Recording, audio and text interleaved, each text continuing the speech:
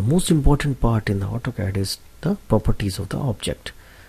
Many times we want to change the color of the object, we want to change the other properties of the object. So for this thing, a simple option is given. Just double click on the particular object whose property you want to change. Like I'm double clicking on the object. Now it is giving the 3D solid. I have selected solid. Now the color, currently it is taken by layer. Now I can change the color of the object like this. Suppose I am taking red color. Now it has become red.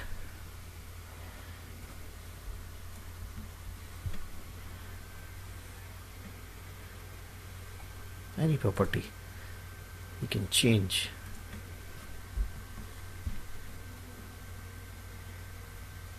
Suppose I want to change the property of the sketch, then double click on this. You can change this line type, layers,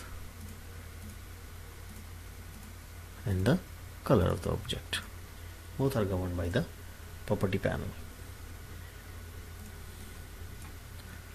That's the simplest way to use properties.